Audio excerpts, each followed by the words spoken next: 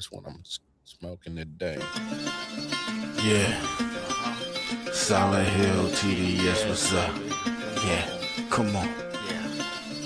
I.O.W. Sports Network, late night edition. Let's go. Come on. We about to raise the bar. Wild card mark. Everybody grab a seat, cause you know we about to spark. Late night sports talk. Modelo Le Cigar. Man, you don't wanna start. Wild card mark. We about to raise the bar. Wild card mark. Everybody grab a seat, cause you know we about to spark. Late night sports talk. Modelo Le Cigar. Man, you don't wanna start. Wild card mark. Hey. L Boogie with the hot flame, ashtray full of top names, little tree for your membrane. This the 9-hour time frame. I just snatched up a 6-pack, got my hands on a lid pack, whipping up a little batch of snacks. Yeah, man, I think I'm all set. Late night, can't sleep. Go ahead and just tap in. Better grab you a cold one, and we about to get some laps in. Wild card on the microphone, he'll hit you with a couple flurries. Y'all need to just strap in for some entertainment sports commentary. We about to raise the bar. Wild card bar. Everybody grab a seat, cause you know we about to spark. Late night sports talk. Modelo Le Cigar. Man, you don't wanna start. Wild card bar. We about to raise the bar. Wild card bar. Yes, sir. Yes, sir. Yes, sir. Yes, sir. We are into the building. Wrong sound effect. Here we are. We need that applause. That's right. Everybody come on in. Everybody come on in. It's your man, Wildcard Mar, in the building. It's episode 526. I don't know. It's been so many of them. Either way, I know it ain't Taco Tuesday, and normally we get busy on Taco Tuesday, but it's all good. It's Wacky Wednesday, and we got a lot to talk about. Wildcard Mar in the building. Of course, the man to my left, future NC's champion. I'm not laughing at you, bro. I'm not. I swear I'm not. No, you're not. You are not laughing at John Harbaugh. You are not laughing at the future. I know you're not. I know you know better. I'm not laughing at you. How you doing, man? What's good, man? Doing good, man. Can't complain. I'm happy for football season to be starting so soon. You really know how much you missed it when the first preseason game starts. I'm not gonna lie. I didn't see the ratings on that Hall of Fame game, but I'm willing to bet that they probably were nice ratings. Even if it was preseason Hall of Fame game, we know preseason ain't worth a damn, but it's just a void of not having football. And not only that, it's kind of like the down period. Unless you're a super crazy baseball fan like me or some other people that I know, it's really a down period because obviously there's no basketball, there's no hockey. World Cup just ended a few weeks ago. So there's really nothing but baseball right now. And so no, exactly. We as sports fans have been walking through the desert and we just saw a cactus for the first time. It's just like, I bet there's water in there. Like, I'll watch a preseason Cardinals-Panthers game. I don't care, bro. This is a drought right here. I am famished. It is. We'll kind of talk a little bit more football later in the show for sure, because we're going to give our way too early predictions. MVP, offensive player of the year, coach of the year, stuff like that. And Super Bowl champions. Obviously, we're going to give our predictions who we think are going to be the division winners. Kind of seed them up in playoffs, and we'll kind of give a way too early Super Bowl 61 winner. And we'll do that. We know it's way too early. We understand it is August 12th. This is when you lock it in. That way you have no information to work with. Like you're locked in now, and you are to blame for all of your failures starting now. Not only that, not only the blame for your failures and the praises for your victories, but it's also what I love to do is always come back to this show in February and be like, okay, there was a reason why I gave this prediction. Okay, maybe it didn't work out. Or hey, this is the way I gave this prediction. Hey, look how that worked out. Because I mean, we've done it from time to time. We hit, we miss. Shit happens. It is what it is. It is what it is. But we're actually going to hit some basketball first, because a very, to me, a key figure in the kind of, I guess, this era of basketball over the last 18, 20 years. I think he's a key part of that culture. Russell Westbrook decides to call it a career, a Brodie. He hangs it up. And I'm going to be honest with you, Randy. I kind of had a weird mixed feeling about Brodie, his career. Okay, because like literally the first part of his career, I guess I really didn't take time to really admire all the things that he did on the basketball court. And I guess I was fixated like, yo, man, this man's a turnover problem. Like, this man is a turnover problem. And then once I put it into context, once you are a guy of not only a high usage rate, but with the ball in your hands, you're just going to be prone to turnovers. I don't think there's no way around it. Now, adding context to that, how you get those turnovers do matter. Now, you just being a little, Three Stooges and you just falling bumbling all over the place, then yeah. And Brodie had some moments like that. He did. All right. Yes. Oh, yeah. All right. He did. All right. Now, I think what changed my mind on him is, obviously I've gotten heated debates on Facebook with other sports fans and stuff. And shout out to my man, JB, Jonathan Bruce, who, by the way, has a son out here in Kansas City who's a baller. And whatever college decides to recruit him, you better get him. But me and him were having a conversation, and this what really kind of sparked our friendship off camera, was the fact that, he kind of explained to me, like, when you see a guy that is not a temperature changer, but like a thermostat, one that sets the temperature. And I think Brodie kind of fits that. He's going to set the tone. He's going to set the tone for his team. We know he's going to give maximum effort. We know that, right? And we know he's going to want to do just about any and everything for his team to win. Now, unfortunately, he hasn't been able to get the big victory. And, I don't think it's necessarily all been his fault. I just think there's been some misfortunes in his career, because there's times when he played for Denver, I thought he played his role very fantastic and well. Even his time in LA was kind of up and down, but there was times I'm like, man, y'all kind of using my man as a scapegoat. But that's just me.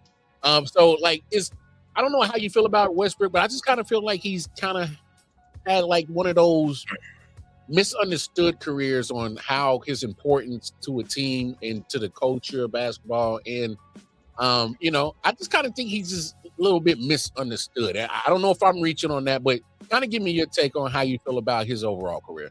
He's always been such a polarizing player. He's always been a player that you love him, you hate him. Yeah. There's no in between. And he also has, because to your point, he has crazy high turnovers. His turnover count, I believe, is third in the NBA, like career turnovers. He's up there, because I know him and LeBron when they were on the Lakers. That's what pissed me off. I'm like, how do we have two guys with most highest career turnovers on the same team, on the same floor, at the same time, and we're expecting this to win? And I'm like, But LeBron at least has the excuse, because he's been playing at that point for 40 plus years. Russell Westbrook caught up to him in a much shorter amount of time. So he's always had the turnovers. He's also always had the really high counting stats. He's a player that is an example of, you'll get everything if you have the ball all the time. By virtue of all the time. You'll get points, you'll get assists, you'll also get turnovers. You'll get the whole. Yeah, your field goal percentage may not be good because you're taking a million shots and you can't shoot. So you got to do all of it at the rim, which is not. We've talked about John Morant in the same way. That's not really ideal for a point guard. He has the MVP season, he has the triple doubles, but this is kind of part of why he's had such a weird career. At no other time would we look at someone with his amount of triple doubles as a bad thing, and a lot of people do, because it never amounted to winning. It seemed to hurt the flow of team chemistry, and it seemed to be bad for ball movement. It seemed to be bad for spacing, especially because he couldn't shoot, and he would have those triple doubles, but also on like 40% shooting and with like 5 turnovers, and more. Yeah, exactly. So him being this former MVP, consensus top 10-ish point guard ever, never having a ring, arguably having a history of making some of the teams he's been on worse. As your Lakers are a perfect example. You should not trade him, get D'Angelo Russell, and become better. Like if you get D'Angelo Russell in exchange for you, and the team becomes better, that is a bad omen on how much you were to that team. And I know that there were like structural reasons for that too, but not a good look for a former MVP. And even his MVP season is very heavily criticized because he won it as the 6th seed. And I don't think anybody thinks like it's his fault they were the 6th seed. They had just lost Kevin Durant. He was carrying the team as much as he was, again, to that usage rate problem. But it's a very weird career, I think. Obvious Hall of Famer, that there's no doubt about that. Now, Randy, not to cut you off. To me, if anybody's questioning if he's a Hall of Famer, I don't think that's part of the debate. Yeah, no matter what you think negatively of him, he's obviously still a Hall of Famer. Exactly. I like, you cannot like his game. You cannot like the way he, his usage rates is high. You cannot like his all-time career turnover, which were some of the things that really bothered me about his career. But then I'm like, still a Hall of Famer, bro. Like he's like we can't talk about this period of basketball without him, and that's just my opinion. I feel very strongly about that, and I'm willing to die on that hill about that. And whether I've always had this mixed feelings about his career, I've always stood back that this guy's still a Hall of Famer. No, for sure. He definitely was. I mean, the NBA is historically a very easy Hall of Fame to get in anyway, but even outside of that, former MVP, triple doubles, and he's probably the best rebounding point guard ever. I think that's a fairly easy. I can't really think of who else would be in strong contention for that. Like that's enough to walk into the Hall of Fame. There are Hall of Famers who are in the Hall of Fame now with much worse resumes than that. Oh, absolutely, and whose career, if you put them side by side, would not match up with Russell Westbrook's accomplishments. And to your credit, and I think you bring up a good point when it comes to the Hall of Fame, because it's the Basketball Hall of Fame. There's no actual just an NBA Hall of Fame, and so their criteria seems very lenient to get into, and that's another debate we'll have another time for another show. But I just think when you talk about Hall of Fame, and I was listening to Jeff Passan, who he covers Major League Baseball, very well known writer, journalist, and he's like, when you have these Hall of Fames, they're meant to tell the story of that sport. And if you're talking about this time period over the last 20 years, I just don't see you just omitting Russell Westbrook. Like you said, whether you like him or hate him, to omit him would be foolish. So but standards are whatever their standards are. I think he far exceeds them, so he'll be a shoe in Hall of Fame, first ballot if they want to. That's a big. I don't care if they do or don't or whatever. But he is a Hall of Famer. I just thought it was odd that he couldn't get onto a squad this year. I mean, I get it. I know he's 37. I just think the guy cheap. He was so cheap by that point, and he was better. Like the Sacramento Kings, I think, was the last team he was on. Yeah. That team can't get a measly $2 million for Russell Westbrook. Like, bro, who are you playing on that squad right now? Like, you're the worst team in the NBA. Yeah, give Brodie $2 million. Stop it. You can use Brodie. you can use him. But not only that, also the point is that I was kind of surprised that he wasn't able to get on the squad is because, and I think that might have played into him retiring, is because we've seen other guys in his class or his same age range with, I guess, the same seals around their name still get opportunities. And yes, context wise, there is going to be a difference. Like it comes to mind, Kevin Durant. There's a difference between him and Kevin Durant. But my thing is Kevin Durant is always still going to get opportunities. Yeah, and he's also playing at a much higher level despite his age. Absolutely fair, and that's why I'm willing to concede on why maybe certain teams were not afraid, but kind of more like I don't know. I'm like, yeah, we know you're Russell Westbrook, but are you really Russell Westbrook? And watching him, I don't think he's declined to that point where he's not serviceable or not able to at least give you at least 15 and 5. He was a worthwhile role player at a cheap price at that point. Like he's better than a lot of role players in the NBA. I was thinking the same thing, right? Like he's at least a serviceable role player. Like, again, I think if you put him back on the Nuggets, that's a good depth piece. What did the Miami Heat call him? Yeah, I mean, don't y'all need people to fill out that roster? They do need spacing. He doesn't really help with that. But again, you're just plugging $2 million. You're getting a body on the team. I got you. Structurally, yes. If we think about it, it may not be a good fit. I mean, he should not be the starting point guard, but as a depth player, yes. That's what I'm saying. At least he can't. You telling me he can't be your reserve point guard off the bench and run the offense when your ones are resting? Come on. Yeah. Come on. I'm just kind of like you telling me all 30 teams in the NBA couldn't use a Russell Westbrook? Like, I know there's certain teams constructually it won't make sense financially or a basketball sense. It wouldn't make sense. That's fine. But all 30 teams in the NBA said, nah, we good. No. Yeah. No, I agree.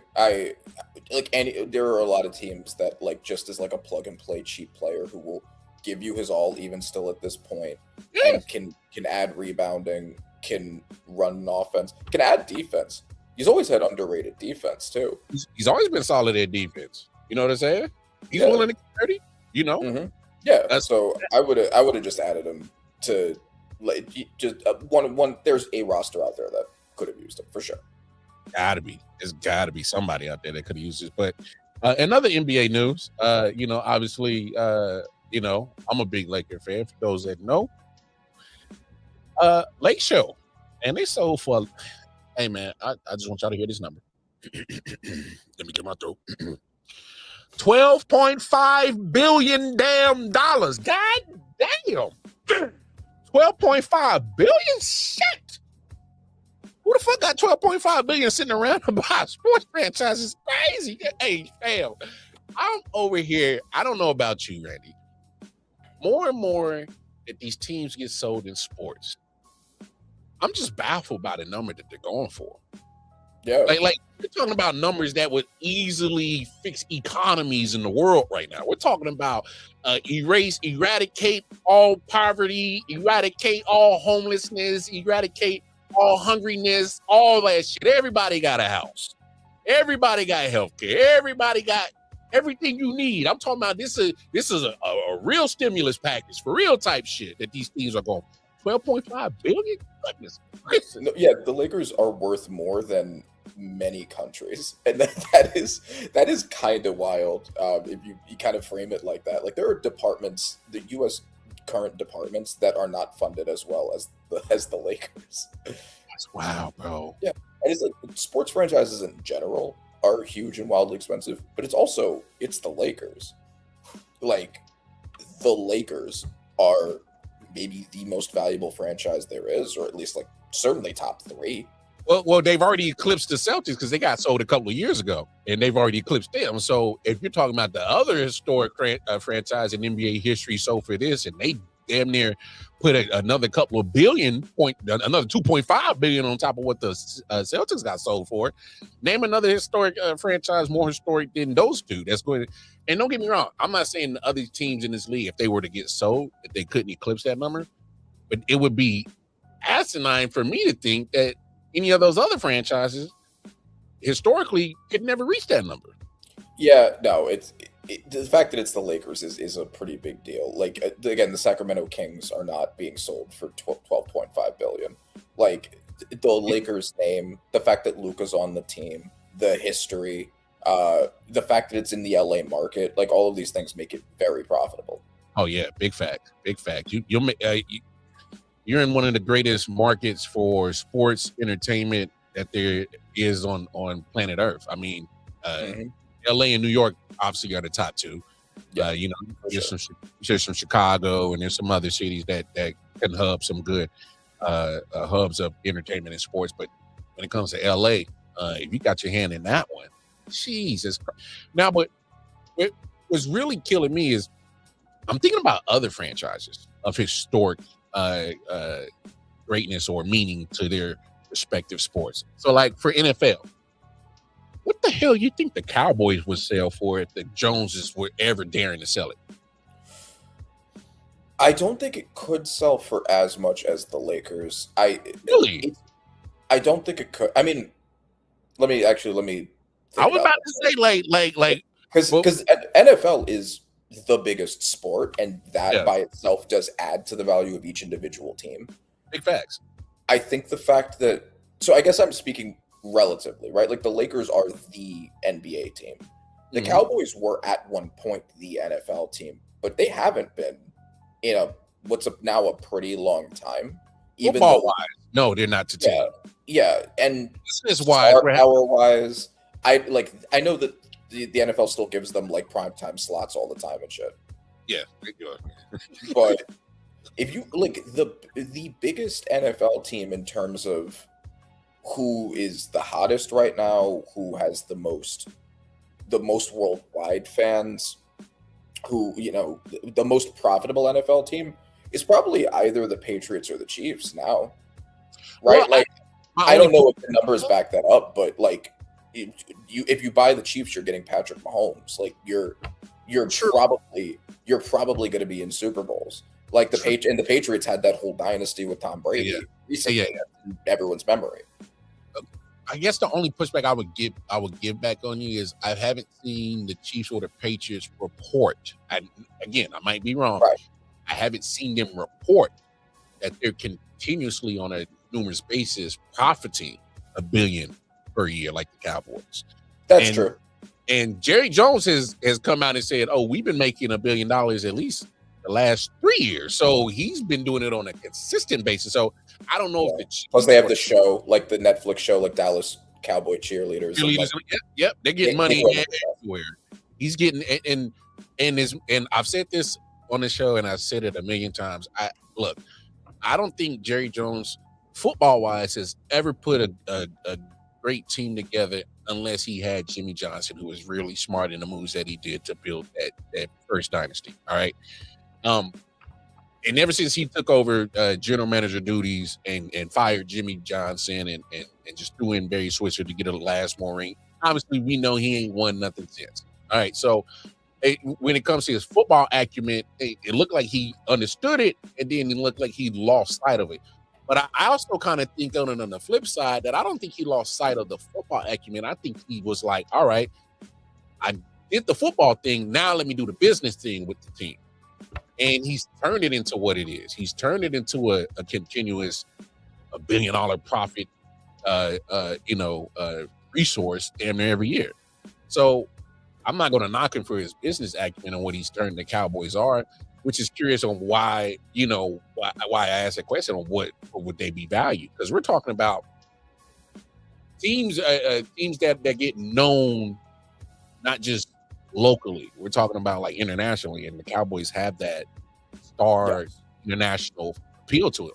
And when you have that, and we've always talked about it, international money is always going to be better than any type of money because you get worldwide money. Like 100%. I would say that because the Yankees and the Lakers are like the clear definitive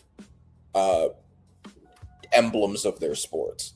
I think the NFL is a little more up for grabs, and I guess that's kind of where my mind was going. Absolutely, because they'll take the biggest check, whoever comes to them. Right. Yeah. It's a little more up for grabs as to like who, just because the Cowboys have been shit for so long. Well, they've been mid for so long. Whatever. They're shit, but I mean, like the Yankees were in the World Series even like a couple years ago. Like the Lakers just won a ring like this decade. So they've also maintained a certain level of relevancy, I guess, where the Cowboys still haven't. But to your point, like and I mean, Jerry Jones has even said this. He runs the Cowboys like a profit generating machine, like a reality show. Like he's making entirely been focused on that more so than actually winning football games. So it shows. Mm-hmm. Yeah, no, without a doubt. But I just thought that was interesting that the Lakers they got sold for that type of money, and I just put it in perspective. I'm like, damn, man, well, just imagine all the things you could have eradicated instead of buying a sports team. Yeah, no, for real. You could have fed everybody in Papua New Guinea, and you chose instead to buy the Lakers. But I mean, it's I guess there ain't no revenue in helping causes anyway. Let's not get too deep. Let's move on to what we really hear about. Is because we need to scratch that. It's a football. It's back. Please believe we're going to have a lot of NFL content on I.O.W. Sports. Obviously, me and Randy talking about it, but obviously I'm gonna bring back some shows that I did last year and be more consistent with those when it comes to NFL content. It's because we love football, right? Damn it, it is what it is. But let's get to it. Way too early NFL predictions, and let's start with the obvious. All right, MVP, and I'm just gonna be honest. This is not a homer. This is just me giving you guys insight. All right, this man that plays for this team right here, that had an ACL named Patrick Mahomes. The word determination doesn't probably even describe what this man is on right now. Slight revengeful, which is bad news for other 31 teams. Slight disrespected as other pundits and people in the media continue to disrespect him and want to not rate him and, have their opinions about where they want to rank him with other quarterbacks. And I said this before in the show, Randy, you've heard me say that this man has a Michael Jordan, Tom Brady, Kobe Bryant type mentality where he just is going to use any and everything as motivation to fuel his play. And I just think the guy's he's about to be on some fucking wild shit. MVP is Patrick Mahomes. That's my prediction. Do you think that he'll have the supporting cast for it? Are you confident in the team around him now? I'm confident in the offensive line and my running back. Okay. And I specifically put it that way, folks, just because I've seen this man have a prime Tyreek Hill and a prime Travis Kelce and win a Super Bowl. I've also seen this man have a Marcus Valdez-Scantling, Sky Moore, and Kadarius Toney, and took them and won a Super Bowl.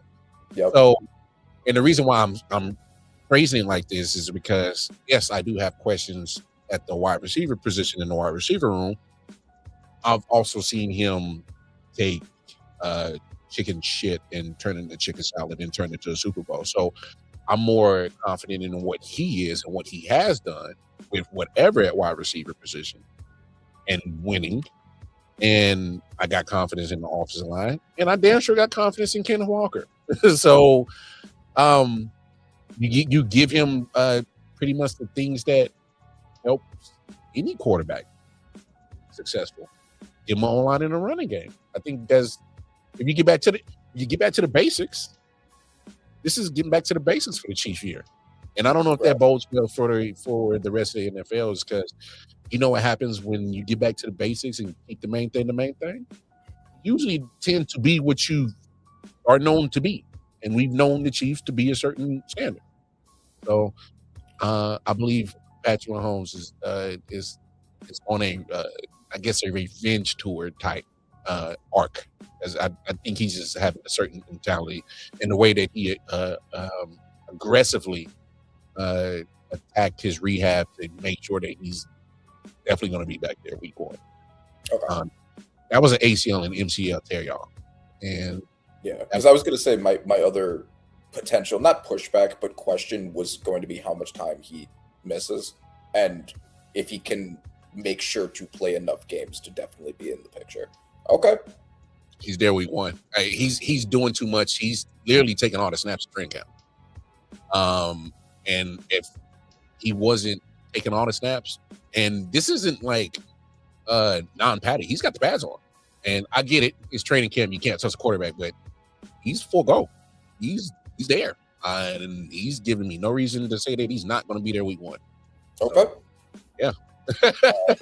My choice for MVP is Joe Burrow. And I have several reasons for this, because I'm kind of doing this. I'm doing this predictively, right? This is like a holistic analysis. So remember 2 seasons ago, Joe Burrow led the league in everything. Joe Burrow led the league in completions, yards, and touchdowns. And he just narrowly missed the playoffs because your Chiefs, in the last game of the season, sat out their starters because you had the seed you were getting locked up, and the Broncos took it. Did you really think we was going to do them any favors? You don't like them. No, you don't like the Broncos either. But yeah, no. It was the right decision for you guys, but they ended up getting screwed by it. Or if they just don't lose to Jacoby Brissett's Patriots in week 1. Like, there were several ways around this. But anyway, they just narrowly missed the playoffs. I think that if they had made the playoffs that year, Joe Burrow would have won MVP that year. And the narrative is there. The defense was one of the worst in the NFL, if not the worst. And the run game is, like, fine. The entire team, the offensive line wasn't good. The entire team wasn't being carried by Joe Burrow. He had he had the stats and he had the narrative. The only thing was actually winning the playoffs. Now, to the point from Crafty Southpaw right here. Absolutely. That's always going to be the question. Yeah, that's always going to be the question. Joe Burrow has been on and off healthy almost every other year. Now, obviously, this is inference. And it doesn't really, like, it's not real, right? Like, but if you're going by history and giving any kind of weight to it, injured, not injured, last year injured. This year, he's had a lot of time to rest. I know that he rushed back to cover those last couple games to, like, hopefully give them a shot in the playoffs. He didn't get hurt again. Now he's had this whole offseason to rest. If he can stay healthy, then he'll have the narrative. He will undoubtedly have the stats, because he always does when he actually does play. And I do think the defense will be just enough better that while he'll still have to carry the team, it won't be as bad. He has Dexter Lawrence, and I miss him dearly every day. They drafted Cassius Howell, who I like and think is going to be good for them. DJ Turner has turned out to be a really good corner for them. They do have pieces. If they can just be like a top 20 defense, even a top 25 defense, let's say, can Joe Burrow light it up as much as he did 2 years ago to just get them over the hump of making the playoffs with the insane stats he'd have to have in order to do that? I think he could win MVP. Also, he's of the top 5 quarterbacks, like the consensus, everybody agrees top 5. He's the only one who hasn't won it yet. Yeah. And they do like that.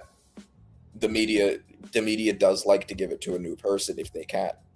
So, especially if his numbers are relatively in the conversation. Yeah, if it's defensible. Yes. Like, that's why they did it with Josh Allen, because Lamar Jackson had already won 2. I don't know. That's okay. I think it's a big part of why. No, I get what you're saying, but for me personally, I don't know if that shit was defensible. No, I agree. I would have also given it to Lamar, But Giving this shit to Josh Allen to me was just the ultimate here, motherfucker. Damn, like god damn, like all right. So you can't have no excuse. You got yours. Like this. Yeah. That's how I felt about that MVP that Josh got, and there's no Bills fan that can ever convince me otherwise. Just the sheer numbers just says no. That was not his MVP, especially. And my number one always thing that I will always die on this hill, and sorry I'm going on a tangent, but the fact that my man Lamar Jackson won an MVP the year before with those numbers, and he damn near like took that 40, MVP. was it like 45-4? Oh my God, Randy, he took his MVP year and said that wasn't shit. I'm gonna do something even better than that. And they said, nah, man, we just gonna give it to Josh. I said, man, fuck out of here. Then what are we really doing with this process? Because this ain't it. I know. Yeah, if it was a big here motherfucker damn award. It was. I don't disagree. The reason they gave Lamar the first team All Pro still, despite giving the MVP to Josh Allen, does kind of All Pro. We got an MVP, bro. Like if I'm really being serious, make that make sense. If you are not All Pro, but you are an MVP, that makes zero sense to me. It was a cop out. It was a cop out decision because they couldn't split the difference, but they wanted to get the MVP. So I think. The media loves Josh Allen. We all know that. Yeah, we know that, and that's fine. Yeah. But like, come on, man. No. Yeah, I'm just saying why I think it happened. The media loves Josh Allen.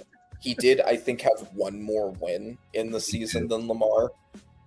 And more than anything, it was the Khalil Shakir sucks and you won with him award, which is kind of fucking. It's a little rude, but it's like he lost Stephon Diggs. He still played well, and so they were like, okay, you're the most valuable player because how'd you do it with him? Like I think that was the decision there. But anyway, so yeah, of all of those five, now Joe Burrow's the only one that hasn't won it yet. Mm-hmm. I do think that there will be a little bit of a push if it's close between some people to give it to Burrow if he's among the people that deserves it. Yeah.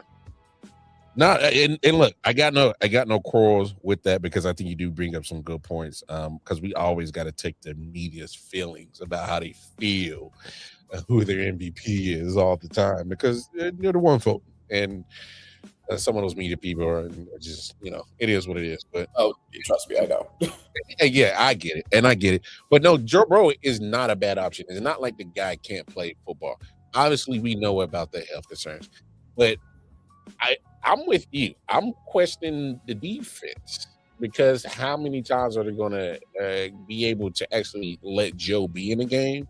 How many times are they going to be able to give him more possessions? As in, how many turnovers are they going to cause?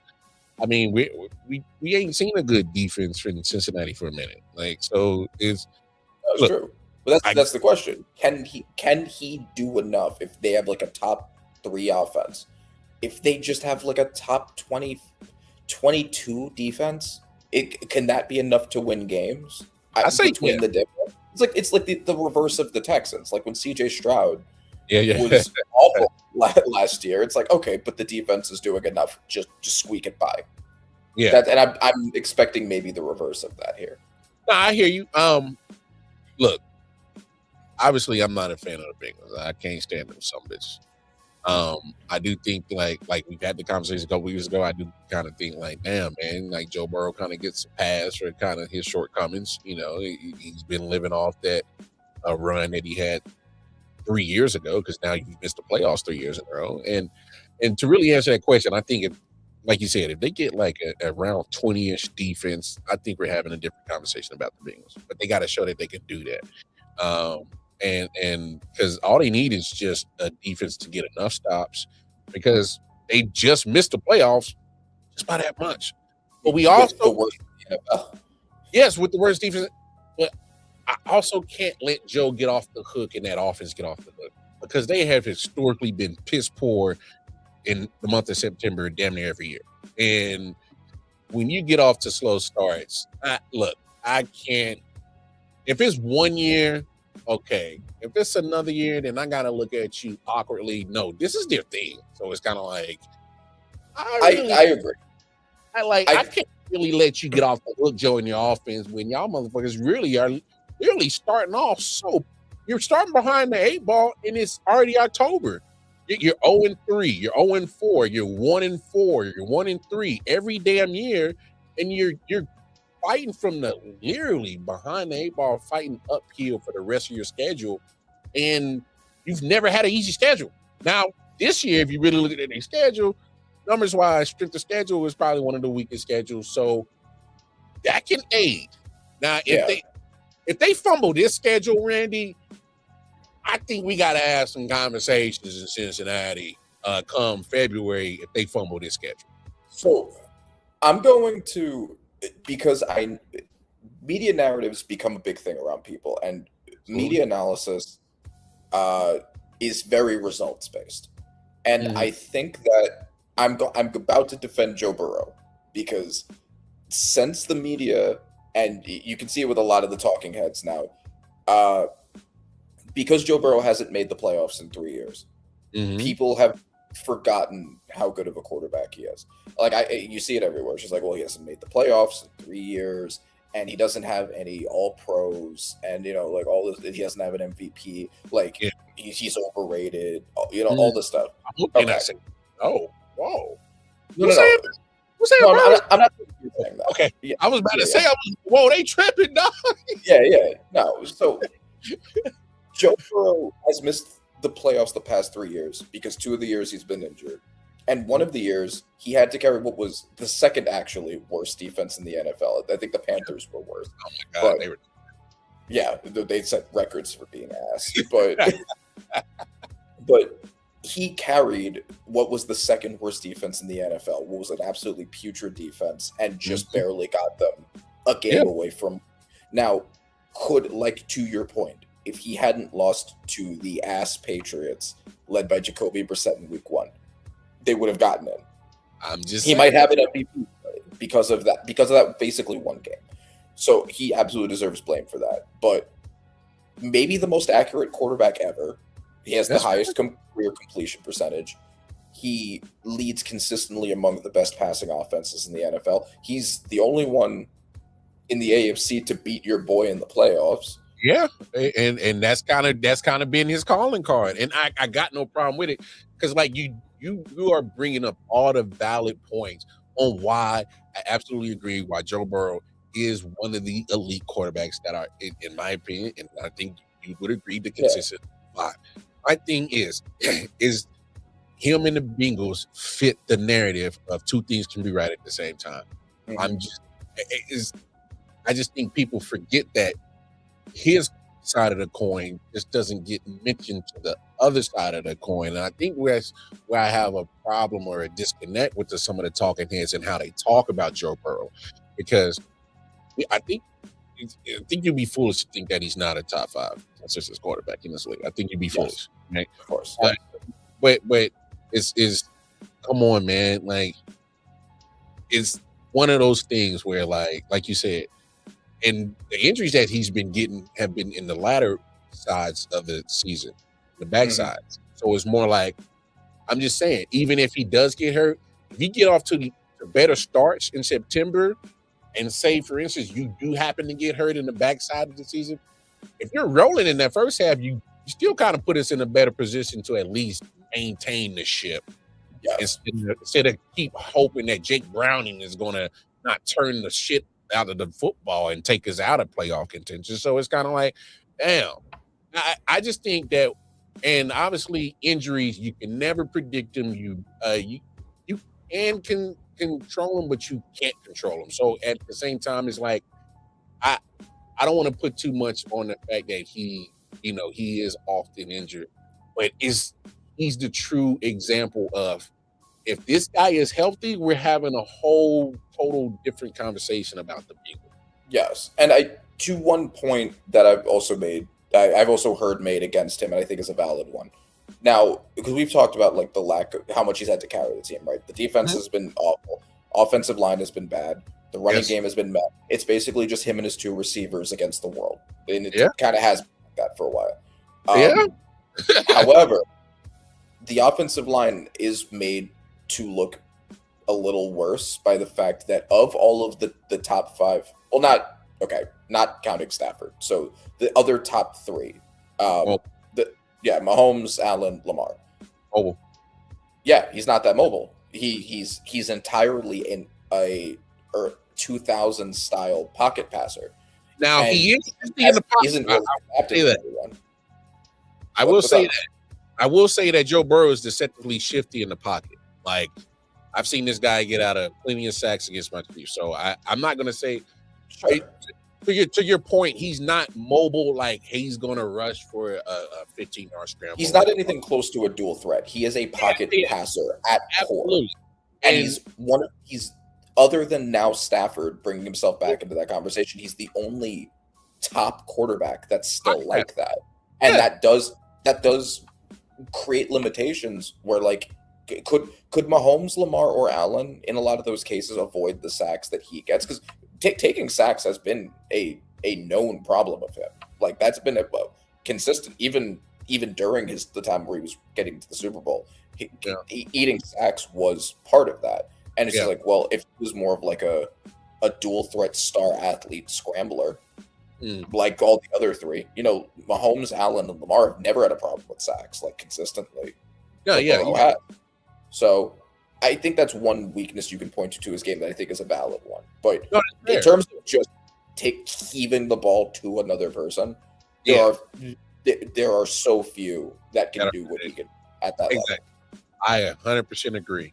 And it brings up to another point about him and Stafford. And it's funny that Stafford just won the MVP with his style of quarterback play.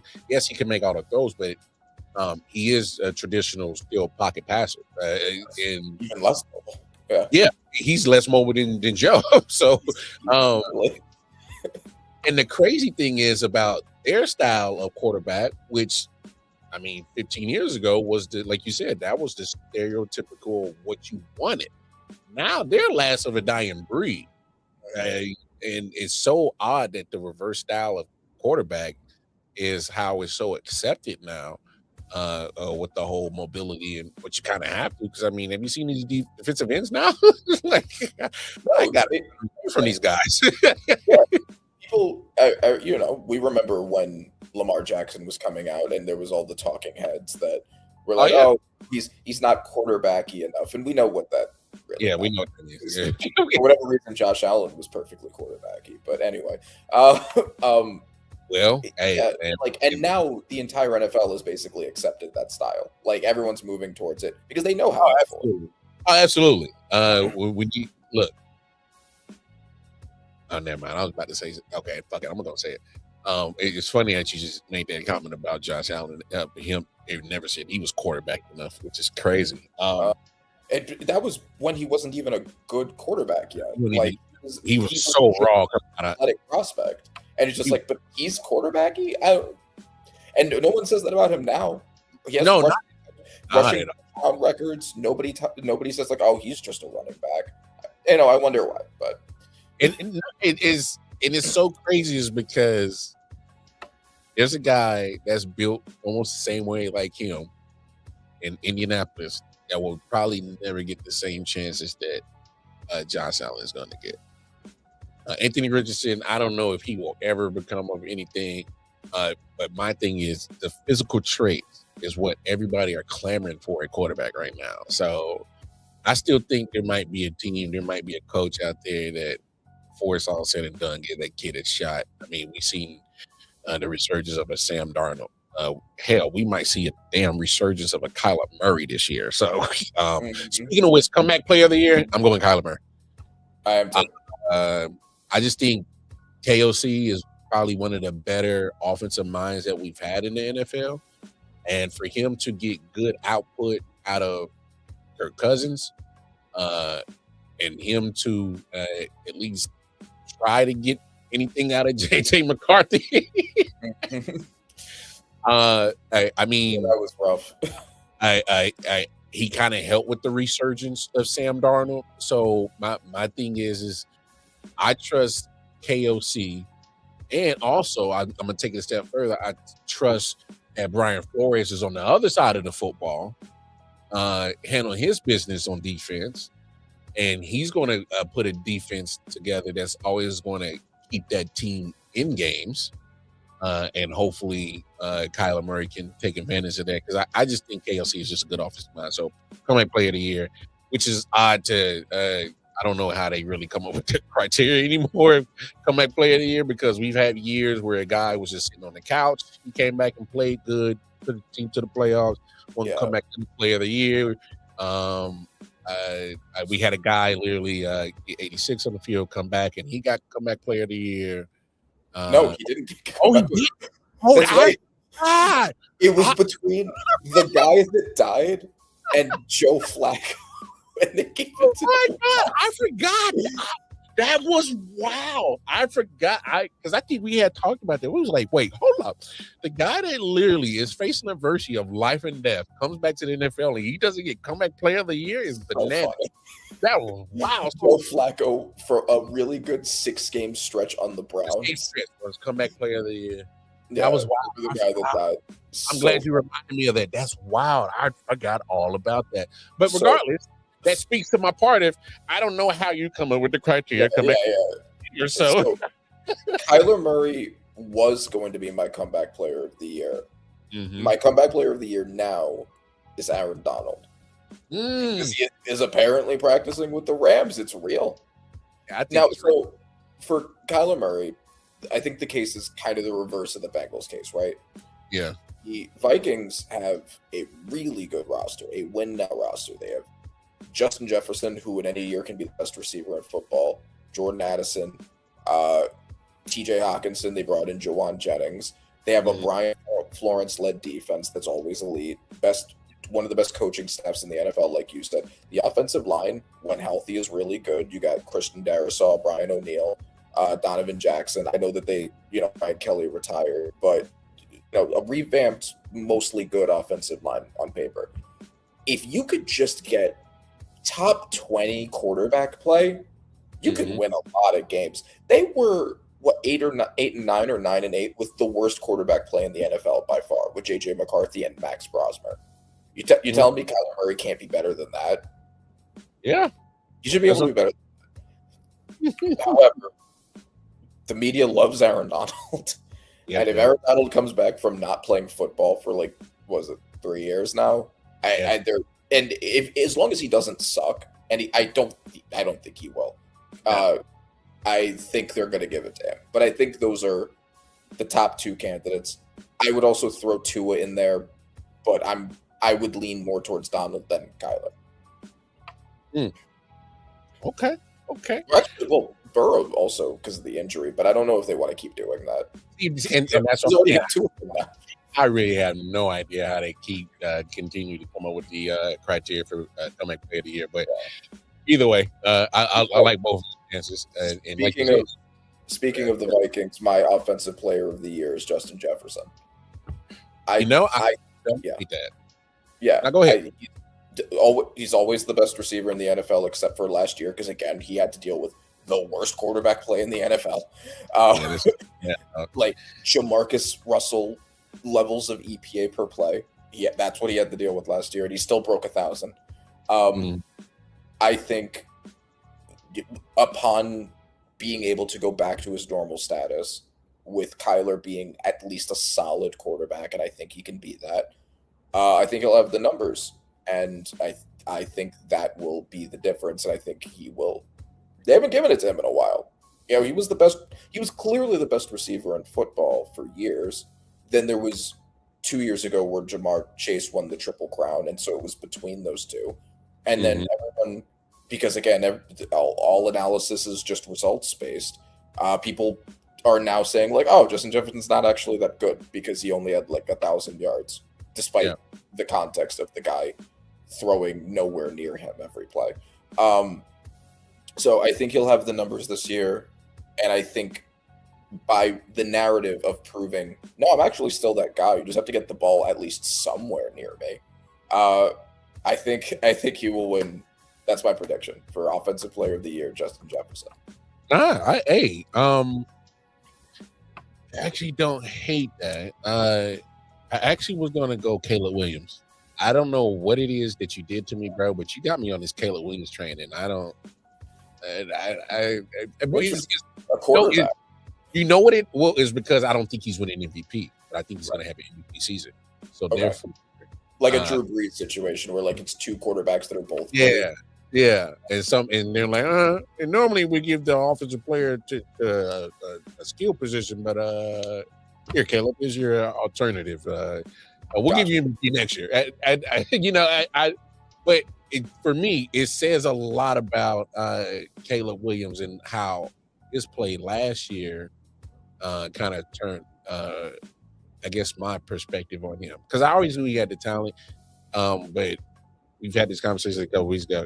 That motherfucker made some throws last year. I'm just like, huh?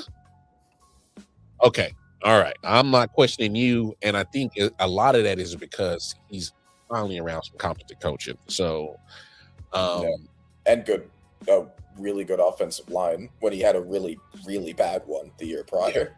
So I'm gonna knock out two predictions at once right here. So, offensive player of the year is going to be Caleb Williams, and coach of the year to me is going to be Ben Johnson. I just got to give this man his just due. This man is like, it was one thing to see him build a successful offense in Detroit, and it's another thing for him to literally go to another team as now the head coach, and not only as the head coach, a team that you are in that same division that you leave, so they know your offense, they know what you bring coaching wise, and it still didn't matter.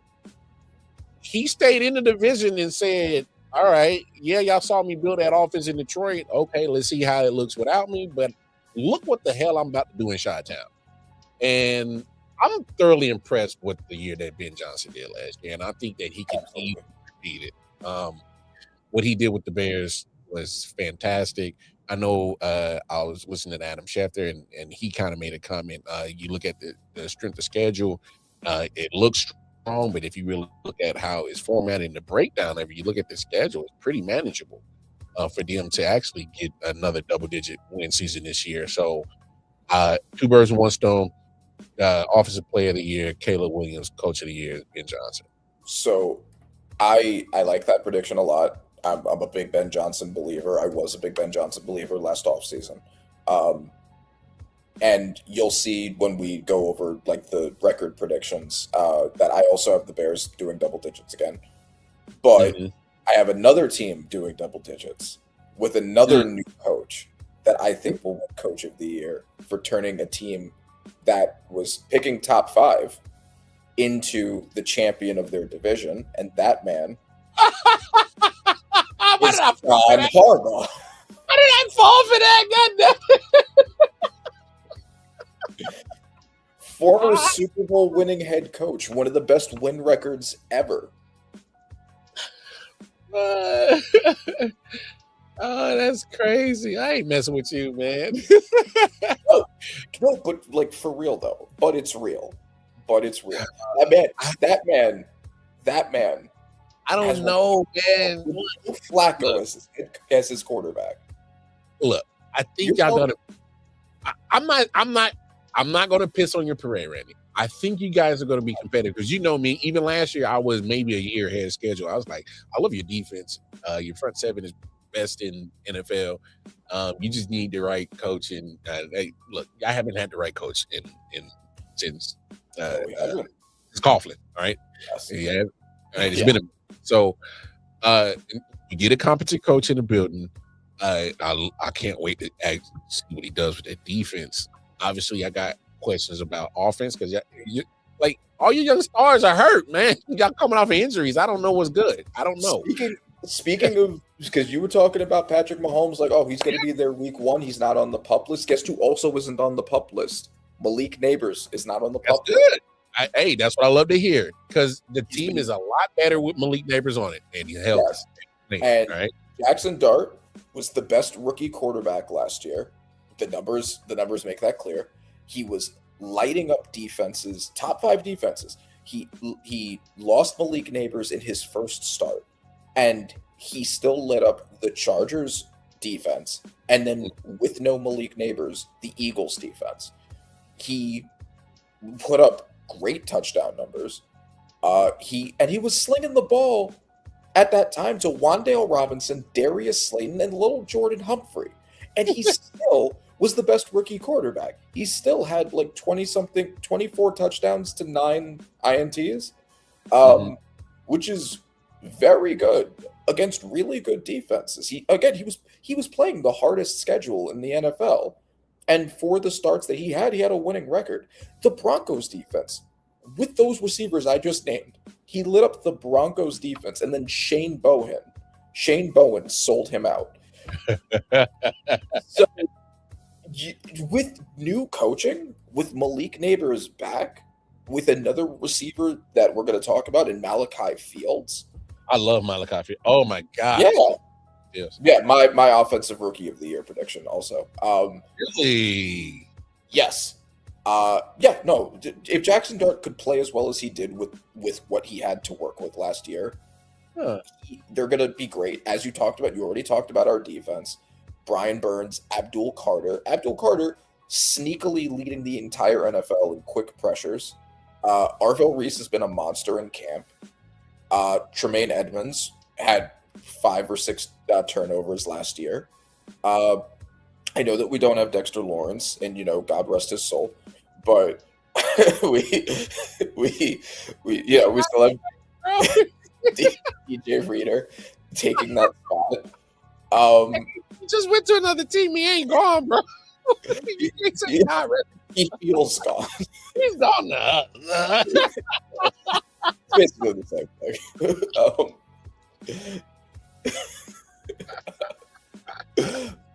That's wild. There's so much talent. Cam Scadaboo's coming back. The offensive line was the best it's been basically since I've been a football fan, and we just added a top 10 pick to it.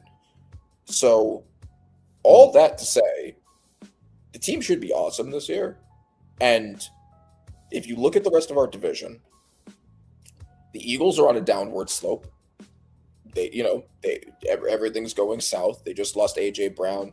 They lost round one of the playoffs. Everything's going south for them. They might end up with a new head coach even. Hey, in the way that they social media team just played Jalen Hurts today, dog. Why they had to show that man getting picked off by Quinyon Mitchell in training camp like that, and put that as your clip on social media, bro? Like, you're supposed to make your quarterback look good, not look good. Like they had that man look crazy. It's his job to make himself look good. Maybe don't throw picks to Quinyon Mitchell. I do not trust that offense. I know they fired Kevin Patullo. I still don't trust that offense, especially without AJ Brown. The Cowboys, I think their defense is going to be better, but how much better we don't know. And then the Commanders, I don't really in my predictions normally factor injuries in just because they're so unpredictable. But there were 2 teams that I did, which were the 49ers and the Commanders, because of any teams having injuries, that's about as predictable as they are. We don't even know if Jaden Daniels is going to play. We don't know if he's going to be good if he does, because, again, all the injuries and him getting beaten up. That defense, I know they did stuff to it. I still don't trust it. So this is a very winnable division right now is the point that I'm making. And if we go from worst to first, that's a John Harbaugh Coach of the Year right there. No, that's fair. That's fair. I would – like I said, I'm not going to piss on your parade. I think you guys are going to be competitive. Is your division up for grabs? Yes. I don't know, man. I hate. I'm not trying to. I never say this, but kind of like the Cowboys this year. In that division, I thought I'd never say it, but it's weird. But we'll get into more of those predictions. But I don't hate your pick for Rookie of the Year because I love Malachi Fields. I think he's going to be a beast. If he doesn't get it, even if he doesn't get the award, I think the trajectory, in my opinion, for his overall career is going to be something fantastic, in my opinion. You're not going to find too many 6'3", 6'4", 220 guys walking around this earth that could at least run a sub 4.40. Mismatch monster. Mismatch. He's a problem. I love Malachi Fields, so I'm glad you brought that up. I was actually, I would have loved to have him, but anyway, we weren't in position to get him. We weren't. But, right. We had to trade up quite a bit to get him. So yeah. So, but my offensive rookie of the year. I hate to sound cliche, but it might be Jeremiah Love just because of the fact that he might be the only thing worth the damn in Arizona, and they're gonna wear him out because they still want to at least try to give their fans something to buy their tickets for, and I think the kid's electric. Did you hear that it's not even for sure established that he's going to be the starting RB1? Like that like Tyler Algier is apparently like in competition with him. I don't know if they released a depth chart yet, but I did hear that was a debate at one point. Arizona Cardinals, I'm just going to give you a piece of advice. All right, I'll make this a competition. You just gave that man Jeremiah Love a very hefty contract as a rookie running back. You want to sell them tickets? You want to sell them tickets, right? Don't F around with this, Tyler. And I respect Tyler. I think he's a good running back. I think he came up on the short end of the stick. Hey, and now I'm gonna leave Atlanta. Let me get from behind Bijan, maybe get to a spot where I'm gonna, probably get the bulk of the carries, and then no, we're just gonna get Jeremiah Love. I think he did get the short end of the stick. It is what it is. It's business. But at the same time, is I think Tyler Algier is a good running back. You're Tyler Algier. That's Jeremiah Love. And yes, you've been in the NFL, but I think that young man is about to be, like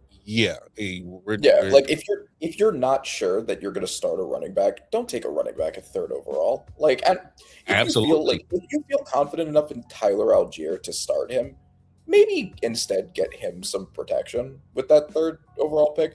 Yeah, there was that guy Francis Mauigoa right there who was a right tackle. That was your biggest need. Yeah, that's its whole thing. I'm glad they didn't do that because that helped me tremendously. And you know how afraid I was that we might be the ones to Jeremiah Love. Of course, I was sweating. I was flop sweating in my sleep. They would have sent you in the crash out mode on another fucking level. I don't think there'd have been anyone could have said anything to you. I would have been on the news.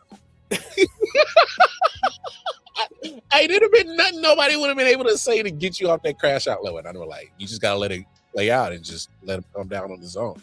But like, I just think when you got a talent like Jeremiah Love, that prospect, and I think he's a better prospect than what they even clamor for Ashton Jeanty. That's just my opinion. And because I'm comparing him to the likes of a Bijan coming out. You know what I'm saying? And the fact that you did give him the contract that they gave him from rookie was pretty hefty for a rookie running back contract, and it's fully guaranteed from what I can understand. So it's fully guaranteed contract value put him up there with the top running backs. So I'm like, if you do things like that, you take him in the top 5. What are we talking about? What are we talking about? What are we talking about, Tyler Algier? I get it. You came. Come on, Tyler. I love you, bro, but you're gonna be part of offense. But I think Tyler Algier should get a starting job somewhere. He is a very good running back. He was really good with the Falcons when he was before Bijan got there. But yeah, no, of course you don't spend a top 3 pick and that kind of money on a running back and then not start him. That's insane. However, to your prediction, the reason why I couldn't get myself to go with Jeremiah Love is because I predict a very similar situation to Ashton Jeanty. Fair. All the stuff, same stuff's there. Dude.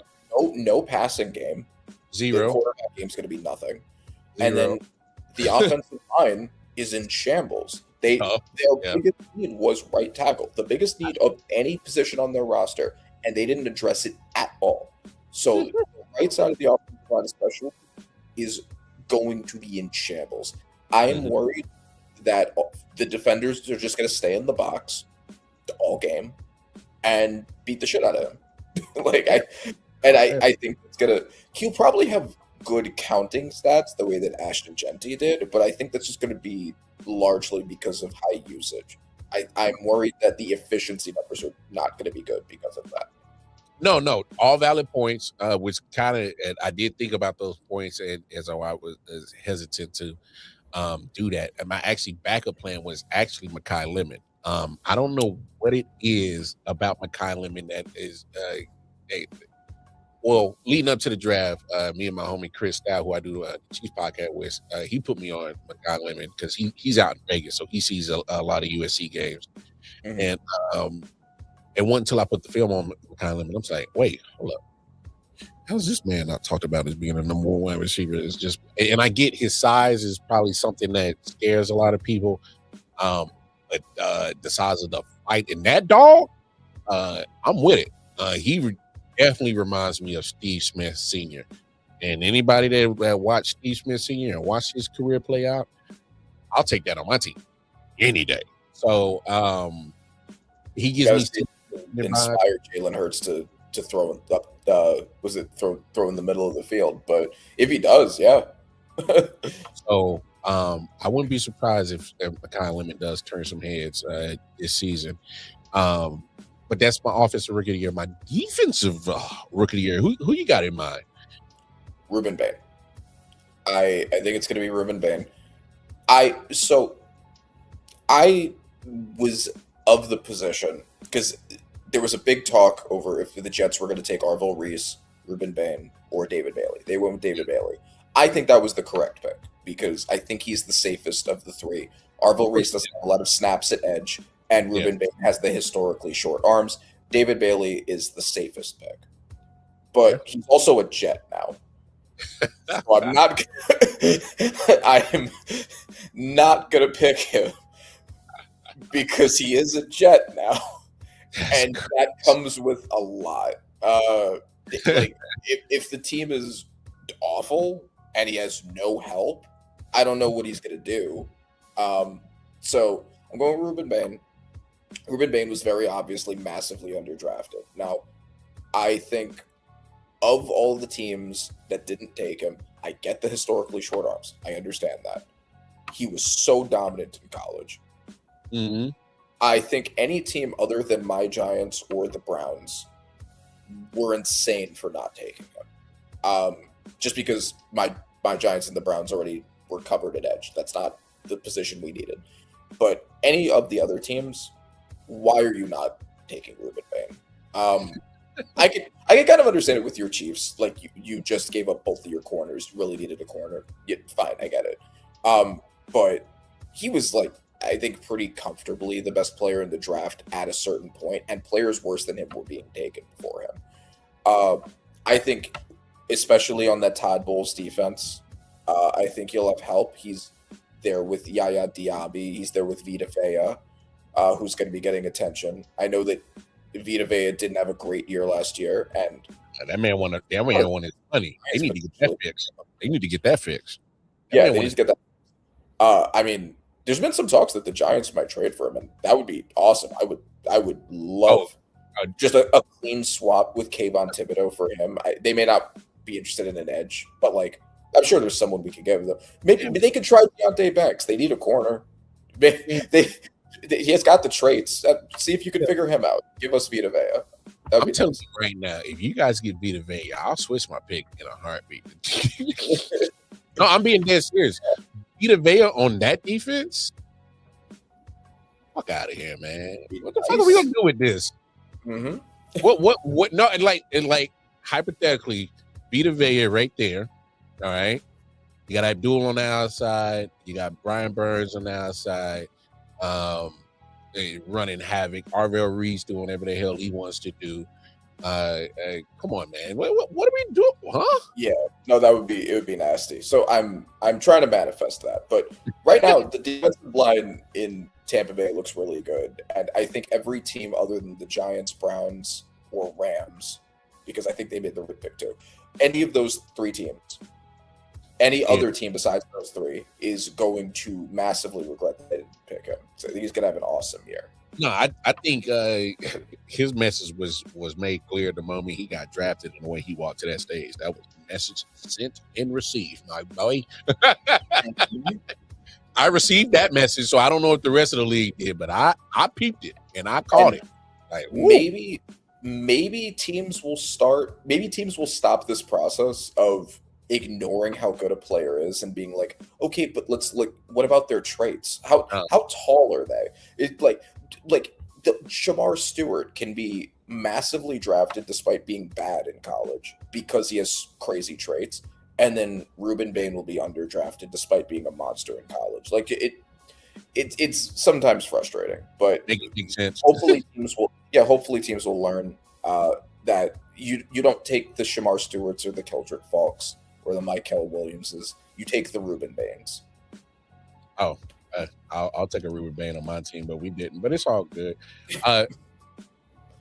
Now, who's your defensive rookie of the year? It sounds crazy. It sounds so crazy. I don't know. I just got a feeling that Caleb Downs is going to do magical things for the Cowboys. They revamped their secondary, and they did add some pieces. So I don't think they genuinely lost that Michael Parsons trade. I think they did what they needed to do to get value back. I agree. Player, because with him, it's not like you were still playing elite defense as a team. So it's like, what are we doing here? So it's like you need multiple pieces to turn the defense around. Exactly. And so I thought once they made that trade, and at first it was shocking, but once you really look back at it, you get Kenny Clark on the backside of his career, but whatever the last few years of prime life you got in him, you still got a solid D tackle. Yeah.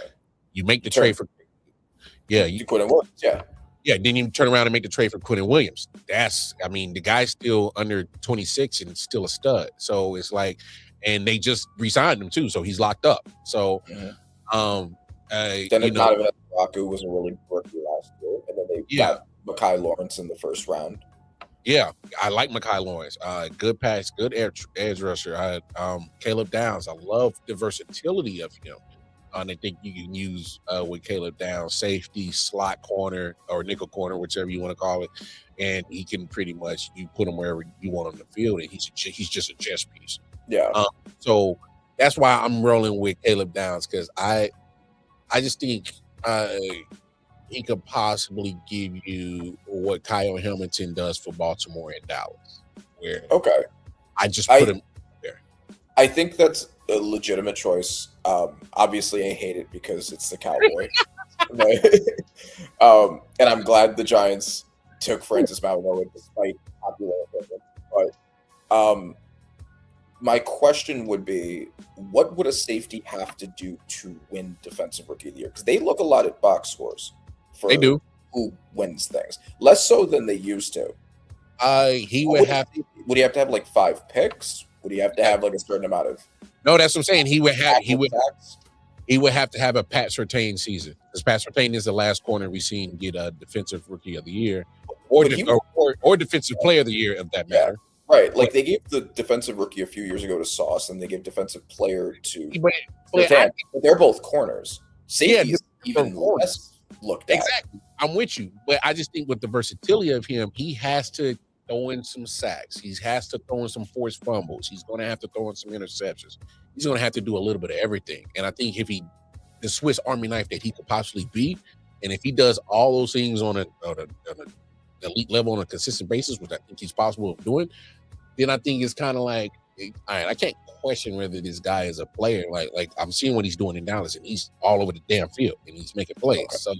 So kind of like a Nicky Manwari type thing. Like everything in Seattle. Yeah, you gotta give me a little bit of everything, just because you're such a hybrid player at that position.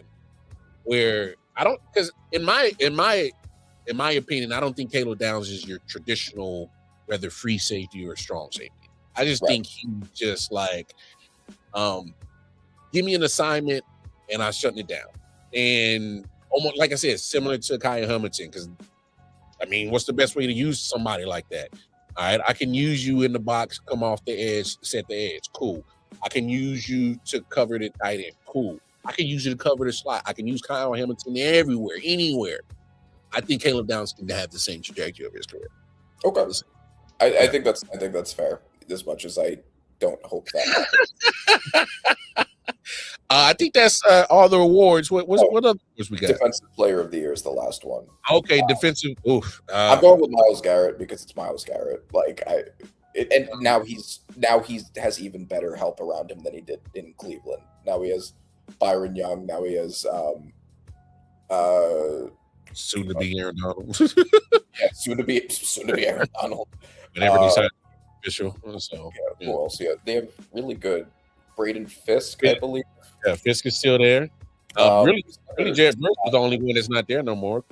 There's another D tackle whose name I'm forgetting. Braden Fisk, Puna Ford, Kobe Turner. That's what I was trying to think of. Yeah. So Byron Young and now Aaron Donald. Like that's the help that you're giving Myles Garrett, the best player on earth right now. Yep. I don't think there's no need for conversation. All right. I mean, one award that two awards that I'm introducing that we can just touch briefly are Puka of the Year, which is the day 3 pick that we think is going to be a Rookie of the Year contender. I'm going with Keith Abney on the Lions. I know you also liked Keith Abney. You damn right. Oh my God, they got one. They're drafted being there, and now especially with the Terrion Arnold shit, he's going to get playing time because they need a corner. They have to give him the snaps now, and he just got forced into the fire because of Terrion Arnold's situation. And I absolutely love Keith Abney. I don't know how the hell he got to that point, and so many people pass up on him. And look, I just think, especially in this NFL, where they're making the slot position, especially on wide receiver, so important, and they're lining up some of your better wide receivers in the slot now. You need corners. Cover them sons of guns. And I loved his take coming out of Arizona State. I was like, man, I love this guy. I love him. Yeah. It's all the traits fetishism, right? Like they're just like, oh, he's not like insanely like tall and long or whatever. But like he's a dog, man. He was a fine size for a cornerback. Like it's not like D'Angelo Pons. Like he's a normal sized cornerback. I don't know if you'll like this comp. He reminds me a lot of Trent McDuffie. Yeah, I could see that.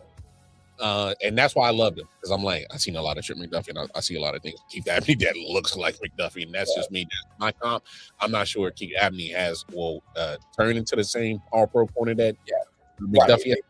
Yeah, it's just stylistically and like strengths and weaknesses. He's like very feisty, all of that kind of stuff. We'll see if he hits that ceiling. But I see it. Very feisty, and like, don't let the 5'11" frame fool you. The man's gonna fight you. Like, he's gonna fight for his position on that field against wide receivers. I loved watching his film.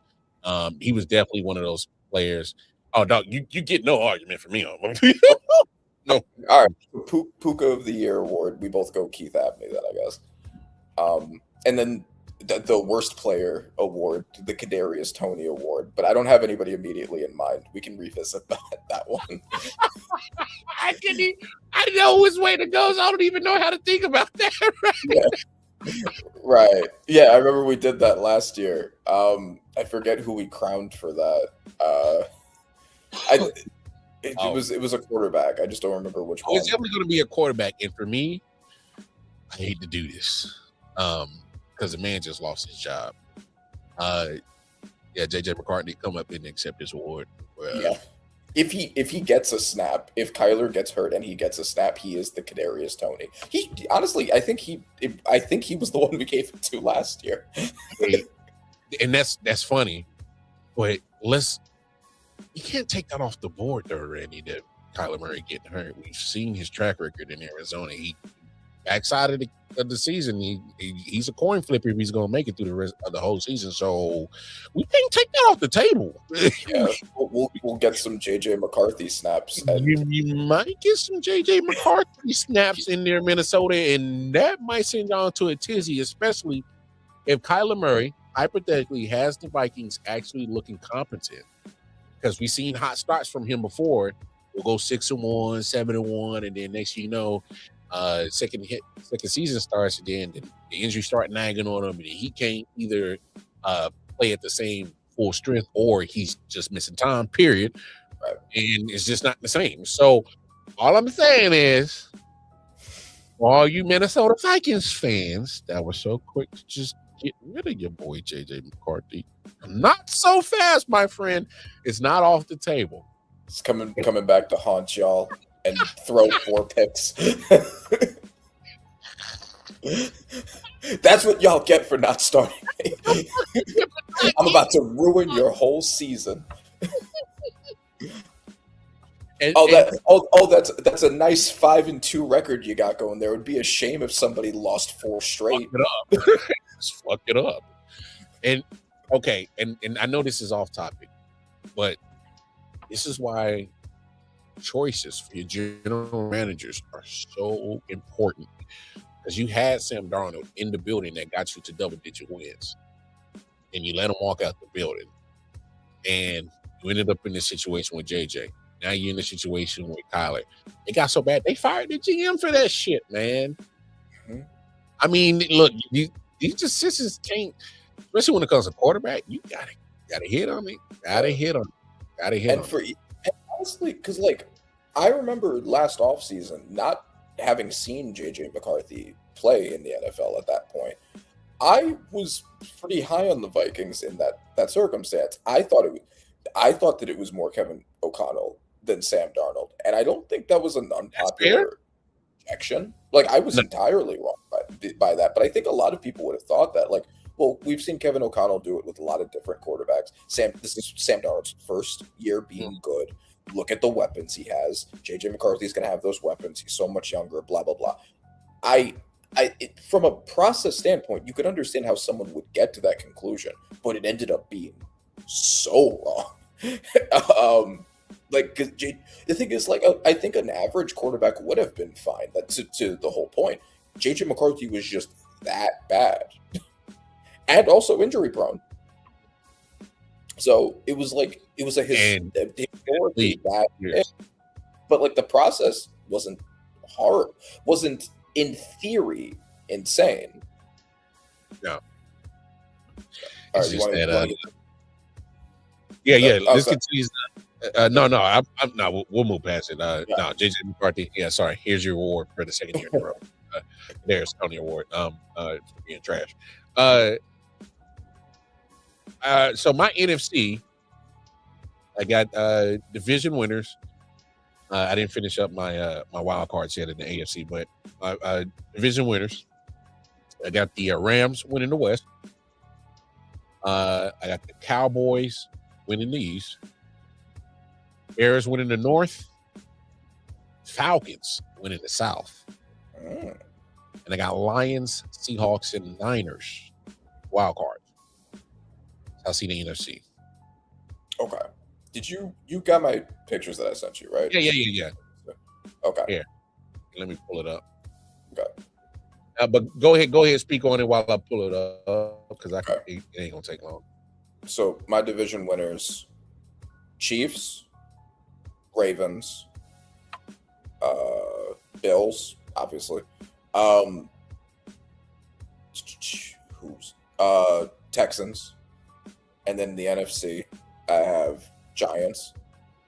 I have Rams. I have Falcons. I also have the Falcons for the South. And I have the way that I did it, I had the Lions and Vikings tie. And it gave the tiebreaker to the Vikings in the thing that I did. The Bears, I also think, are going to be great. They're going to make the playoffs. I'm just kind of worried about the defense. I don't think they added enough to that defensive line. They added to it was a late day 3 defensive tackle, no additional edge, and they lost a lot of the guys that were getting those crazy turnovers, which are hard to predict anyway. So those are my division winners. Let me pull it. Is this it? Is it? I'm trying to see if this is it.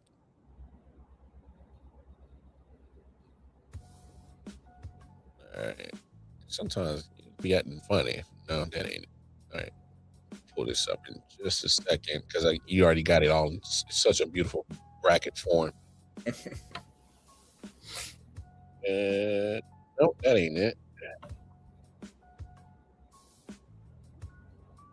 Because I think I one thing that I was big on last year that I'm actually not high on this year. I don't know how I feel about the Buccaneers. Only because I think they'll get the Baker Mayfield situation stuff squared away. I think they'll get the man. You got it. What the hell? What is it? It's up. You got it Okay. up. There are 3 of them because it cuts off the other teams. So yeah, I was trying to find the bracket you sent me. Oh, there. Okay, There it is. got it. That's what I wanted because it has all the teams that you got in there for AFC and NFC right there. Mm-hmm. All right. So for everybody's viewing pleasure, full screen, we'll pull it up right there. Those are Randy's predictions for AFC, NFC. Again, whenever you want to go through your bracket, my brother. Okay. All right. So Bengals, Bills. For all the reasons that I said before with the Bengals, I think they can make the playoffs, and I think that they will make it as the wild card. I don't think they're as good as the Ravens. I think the Ravens are the best team in the AFC, top to bottom, roster wise. It depends a lot on Jesse Minter. It does depend on injuries because injuries derailed them last year. But assuming health and assuming Jesse Minter is as good as he should be, considering the really good defensive mind he showed in LA, I do expect them to be the 1 seed. But Bengals should also make the playoffs. Bills, I've made my opinion on the Patriots clear. That shit was fugazi. I do not expect that to repeat. I think the Bills are still clearly the best team in that division. I think having the easiest schedule this century is the only reason why they didn't win their division last year. But I have the Bengals winning because I think the Bengals and the Bills both have really good offenses, obviously, because they have top 5 quarterbacks. But both teams have had below average. Well, the Bengals had an awful defense. The Bills had a really bad run defense and an overall below average defense. I think the Bengals have done more to fix the issues with their defense than the Bills have. So I have them slightly edging out the Bills there. Okay. Chiefs Broncos. Chiefs win the division. Broncos win the wild card.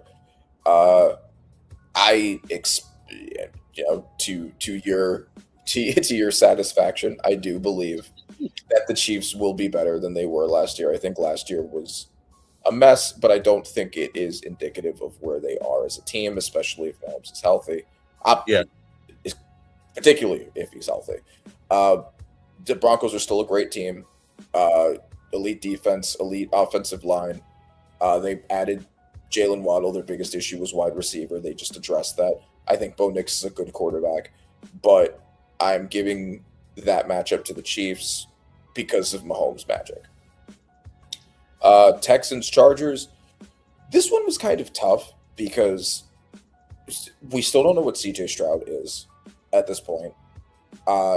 I think that Justin Herbert is a much better quarterback than CJ Stroud at this point. But both quarterbacks suffered from offensive line issues. Herbert because both of his tackles were out. CJ Stroud because he's had a bad offensive line the past several years. But the Chargers are bringing their tackles back, and CJ Stroud's offensive line has been entirely revamped. Finally, one offseason too late. So if CJ Stroud can get back to not even the rookie season where he was electric, but if he just good, that defense is monstrous. And the Chargers defense is really good too, but not as good as the Texans defense.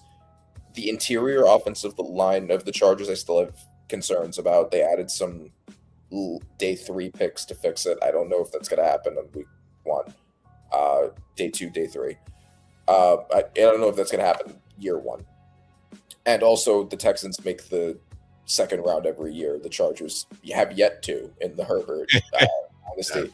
So it's kind of hard to justify. The Texans already have a dub over the Chargers with the bad offensive line the Texans had that year. So I'm going to give it to the Texans there. NFC, no shock. Rams the 1 seed. They are a super team. MVP quarterback, offensive player of the year contender Puka Nacua, the Hall of Famer Devontae Adams, best player in the NFL, 18-game sack leader Myles Garrett, Aaron Donald coming back. Hey! Have you seen Mr. West Philly Black? Have you seen the downward spiral your team went through last year? Do you remember AJ Brown? He's not wearing green anymore. Hey, West Philly Black. Hey, bro. Hey, talk to your social media team. Tell them stop making y'all quarterback look crazy like that. And tell your quarterback to stop looking crazy. Hey, that's crazy. They didn't have to do my man Jalen Hurts like that. So, obviously Rams are going to be the 1 seed. But Seahawks are still a good team. I do think they're not going to be as good. They lost Kenneth Walker. They lost pieces in the secondary, but they're still going to be a very good team. My Giants, who are winning the NFC East, to the dissatisfaction of our friend there. But I'm not saying the reigning Super Bowl champions should beat my Giants in the playoffs. Vikings, Bears. This one was because I think both teams are going to be really good. I believe in Caleb individually more than I believe in the Vikings, but the defensive support the Vikings should be much more than the Bears have. Like I said, defensive line, they did basically no work on. They added 1 day 3 defensive tackle, and that was it. They lost Jermaine Edmonds. They lost Kobe. Was it Kobe Bryant? No, not Kobe. Yep. They added Kobe Bryant. Yep. They lost Kevin Byard, and they lost their other safety, whose name escapes me right now. A lot of the people that were making those crazy turnovers. Turnovers are also hard to predict anyway, but they lost all the guys that were doing that. I don't think the defense is going to be very good. I think Caleb is going to have a pretty Herculean effort on his part. And I think he can do that. He's shown that he can do that kind of shit. But with a Brian Flores defense, I'm just not sure if that's going to happen. Now, West Philly Black, I don't disagree with you. But we can also make the same if we put everything in context. I think the Rams kind of let 2 of those games get away. Y'all, your last game was being beaten by Brock Purdy and CMC with basically nobody else. Like a bunch of second string players as their help. Like, relax. Yeah, that lost to 49ers. Bro, like, you had no business losing today. Right. It was just like, oh yeah, but we could definitely beat the reigning MVP and Aaron Donald and the reigning unanimous D-Boy. Like, stop it. Hey, but look. I know you're not a big Eagles fan, but I'll say this about the Eagles. I've always kind of thought that they and because I want you to see our face when we say this, Billy Black. All right. I always kind of thought, especially when it comes to the Eagles, very talented team. Nick Sirianni to me is a goofball. He's a goon. I can't wrap my brain around liking him. He has a very punchable face and a very just his whole thing. I just can't get with. He's a very punchable man. Yes. Oh my god. And he also doesn't do anything there. Like, he just got gifted. I.O.W. He got gifted an insane roster, and if there's ever a problem with it, the team crumbles. And that's what happened last year. Hey, you know what's funny that you say that? I have yet to find an Eagles fan in West Philly Black. Since you're an Eagles fan. Explain to me, what does he actually do? Because I can't find the answer from Philadelphia fans. I can't find the answer from pundits that talk and cover football. I can't find that. I don't. What does he do? He hires Kevin Patullo and fights with AJ Brown. That's what he does. So I mean, what does he do? I mean, that's fine. You guys won the Super Bowl. That's good for you, my man. Yeah, I'm sure if your left guard was playing left tackle in that game because your left tackle was out and your best receiver was also out. Look, I didn't make no excuses for the Chiefs. The Eagles whooped their excuses for the Chiefs. No, I'm just calling a space. They whooped their ass. But Eagles fans forget that we beat y'all first. We got a Super Bowl too. And not only that, we can actually win a Super Bowl every time we damn near play it. I mean, it's Patrick Mahomes is 3 out of 5. And the percentage, the numbers is looking pretty high for my guy. Y'all still don't even know if y'all love y'all quarterback. I don't even know what we're talking about. We're not even in the same class. Yeah, there aren't a lot of Super Bowl MVP quarterbacks I can think of whose team the following year was considering firing him. Do y'all like y'all quarterback? I don't even know if y'all even like y'all quarterback. That's crazy. He kind of helped y'all win a lot of football games, but boy, y'all treat him like he's such a sidekick, bro. He was certainly there for those wins. He was on the field. That's how they treat him. God damn, certainly wearing an Eagles jersey at the time. So he did nothing. God damn, I be treating him like that, man. He's crazy. But anyway, let's get back to your bracket. Let's finish this up real quick. All right. So yeah, those are my reasons for the Vikings beating the Bears. Lions beating the Falcons. The NFC South is such a weak division. I like the Falcons. Yes. I think that they are an underrated team. They have a lot of talent. They have Bijan. They have Drake London. They added those edges, and they were both really good immediately. That secondary with the 2 Terrells and with Bates and with Watts looks nasty. But the Lions are just a better team. The Falcons would be winning the division largely because the division is bad. I think Tua is going to look better than he did last year. The offensive line is better. With Chris Lindstrom and all that, I think he will not look as anything like he did last year. But I don't think he's going to look like a great quarterback either, and certainly not able to beat a team like the Lions. So, second round. Ravens, absolutely loaded team. I think their main issue was the defensive injuries and also their pass rush. Both of those should be much better. They brought in Trey Hendrickson. They brought in Zion Young. I think their pass rush should be massively improved, and that was basically their one weakness. I know that they lost Tyler Linderbaum. They replaced him with Vega. First round guard, should be plug and play. The Bengals defense. I'm sorry, what's up? Quick tidbit about the Ravens. They got some of the best news in the offseason. Matabike got cleared. Yes, they also got that. So the offense and defense should be elite. Bengals, I don't think the defense, even if it's better, is going to be elite. So Ravens win that one. Chiefs, Texans, again, I'm relying a bit on Mahomes' magic, and I still don't know if I trust CJ Stroud yet. It would take a lot to beat that Texans defense, but Mahomes at his best can do that, assuming he's at his best.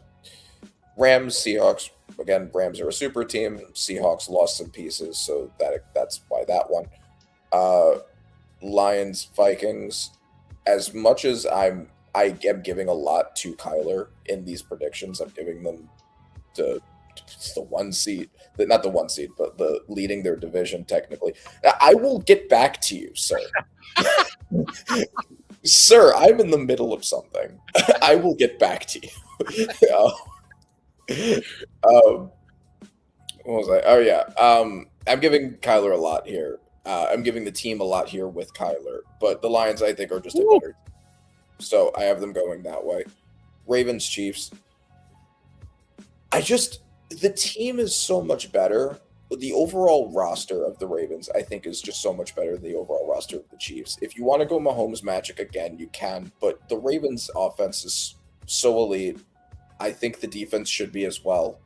I have a lot of questions in a lot of spots on that Chiefs roster, so I can't justify them going over the Ravens.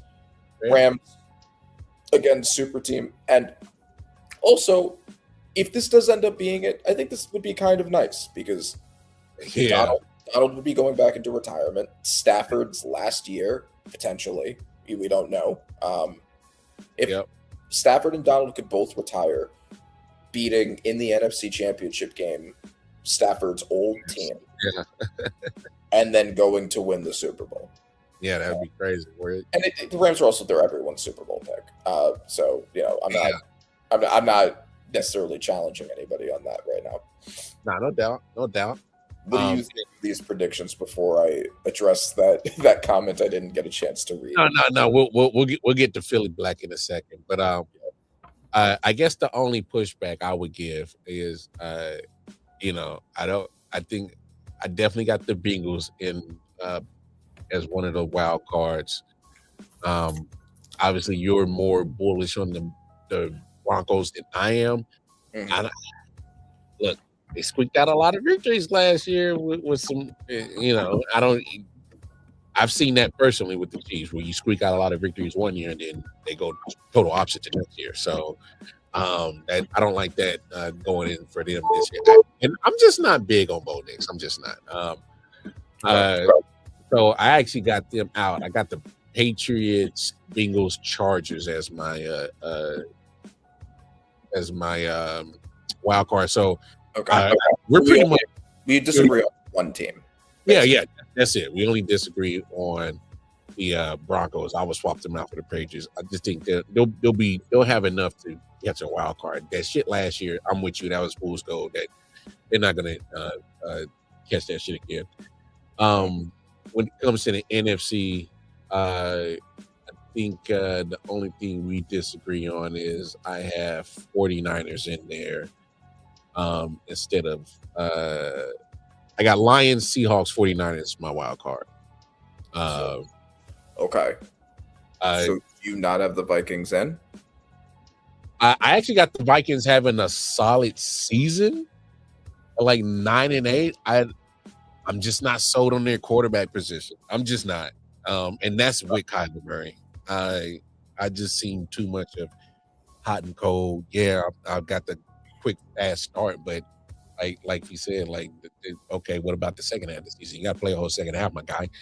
And you're either banged up and can't play and perform at the same clip, or you just missing time, period. So he has question marks. And this is supposed to be his redemption time, but he still has question marks. And we already know about the question marks with JJ. So I just think that whole quarterback position as a whole, it might turn around and still be the Achilles heel of that team again. I understand that. I am acknowledging that there's not a great reason. Like, you could go very easily either way with how well you think Kyler will play with that team. I acknowledge that. Oh no, absolutely. He can either look like because but Kyler Murray has never been about his ability. You know what I'm saying? Like this guy is still a legend in Texas lore for his athletic ability and what this guy was doing with football in Texas. And you know how they craze and go cuckoo for football in Texas. Mm-hmm. He still get talked about. You know what I'm saying? So it's not like this guy doesn't know how to play football. I just think is sometimes with his size and playing NFL football, he's not able to survive a whole season. So we're not going to always get the full array of how talented he really is. Like we forget this man got drafted #1 overall in baseball too. Like we're talking about a guy that's athletic as fuck. Like it has nothing to do with his ability. It's everything else. It's the availability. It's the knowledge. What's your IQ looking like? Because sometimes You know, they talk about the funny joke about you not paying attention and getting lost in video games, but it must be true because they put a amendment in your contract about needing you to study. So if they got to do that and put it in the contract, like I know it was silly to do, but at the same time, they're like, bro, like you don't want to study? Like, do you just think you're just that gifted athletically to just beat the best in the world at football? No, you got to study in the NFL. You just can't. I'm just like athlete. Everybody, anybody that thinks that, they don't last long in the NFL. Right. Exactly. Do you want to put up one of those pictures for the team records for West Philly so I could show him for the Eagles record? We could talk about that a little bit. No doubt. And then hey, but my thing is West Philly, man. Hey, you gotta understand. We're not disagreeing that the Eagles are a good team. We're predicting on what they are going to be this year, as in you lose an all-pro wide receiver. All right. And I don't care what you say. You take away an all-pro wide receiver from a passing game that has already been struggling. And this is not just a one-year struggle. Eagles fans, don't lie to yourselves. Your offense has been putrid for the last few years. And that's A.J. Brown. Yeah, their offense only worked 2 years ago because with the best offensive line in the NFL, Saquon rushed for 2,000 yards. Jalen Hurts had almost nothing to do with it. He literally had the least passing attempts of any quarterback in the NFL. So starting quarterback. So like what are we doing here? Like, do you think he's going to rush for 2,000 yards again? Maybe I'm not going to pull a Joe Shane. I'm not doing that to myself. Maybe it's not going to happen. It's the offense is. There are lots of issues with it, and you've now taken away. If you can't pass the ball in the NFL, then what are you doing? You know what I'm saying? Like we saw what happened when Saquon wasn't able to get 2,000 yards again last year.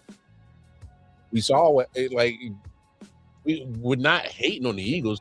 We're just stating the stuff that you guys just want to blatantly ignore as Eagles fans. Like, come on.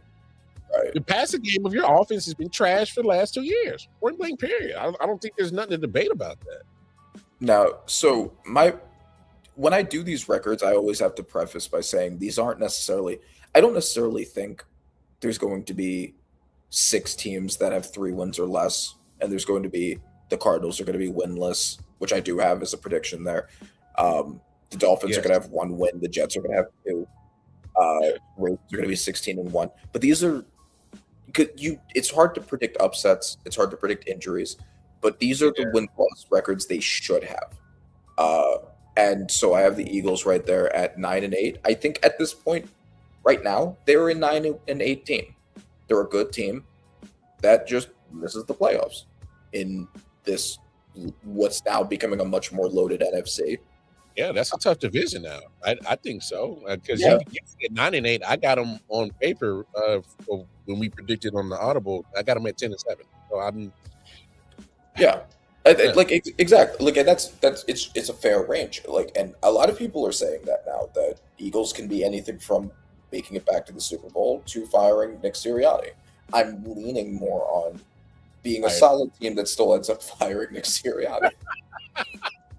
I don't think they really like that dude. I'm talking about the players. I don't think the players really like bro. Yeah, AJ Brown doesn't.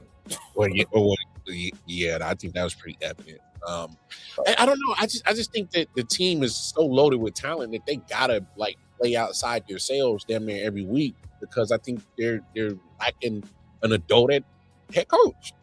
Yeah, right. Exactly. But like that's the thing. Like he's just winning by inheriting an insane amount of talent, and that can only work for so long. Eventually, you have to start doing something. Yeah, you actually gotta go. Like you can't rely on the best offensive line, best defense, top 3 receiving core, and a 2,000-yard running back to win you Super Bowls every year. You gotta actually do some stuff. All I'm saying, now the talent is worse.